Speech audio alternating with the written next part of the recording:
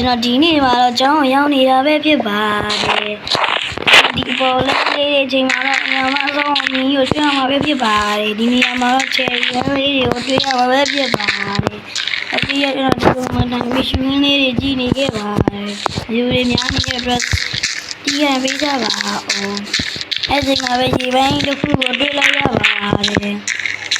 ကျွန်တော်လည်းနွားမကြီးကျောင်းထဲကိုရောက်တော့တော်တော်လေးအံ့ဩသွားခဲ့ပါတယ်နေပဲအဘောကကတော့ကျောင်းထဲပြန်ဝင်ဖို့တောင်းကျလိုက်ပါတယ်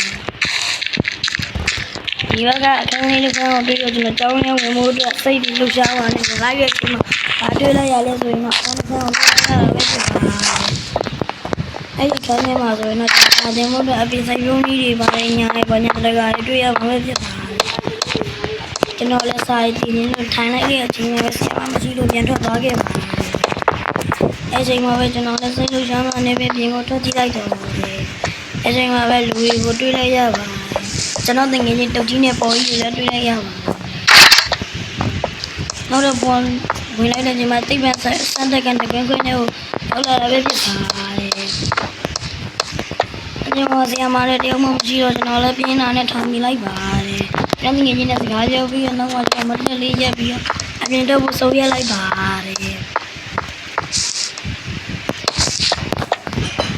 ကျွန်တော်လည်းနေပဲနေတော့ချစ်ချင်မြေဘူးလာလို့ငနေလိုက်တဲ့အချိန်မှာကျွန်တော်တော့ကောက်ကောက်လိုက်နေလိုက်ပါတယ်။ကျွန်တော်လည်းပြည့်ပါအဲ့ခွေးလေးအဲ့ဒီခွေးလေးလိုက်လာတော့ကျွန်တော်စိတ်လှုပ်ရှားတာလည်းပြောနေနေပါတယ်။ဒီခွေးလေးမလိုက်လာတော့ကျွန်တော်စိတ်ပြီးပါတော့မိုးချုပ်တော့မှလည်းဖြစ်ပါတယ်။အဲ့ဒီလည်းကျွန်တော်လည်းလုံးဝမိုးလေးသုံးနေနေပါတယ်။ကျွန်တော်လည်းမူလောင်နေတော့တော့ဘာမှမဖြစ်နေလို့တော့ကြည့်လိုက်ပါမယ်။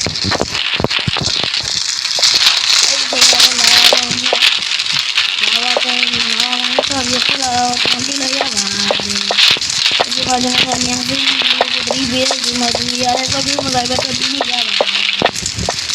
အားလုံးကိုကျေးဇူးတင်ပါတယ်ဒီဗီဒီယိုလေးရောက်တော့ပါအားလုံးကိုကျေးဇူးရတယ်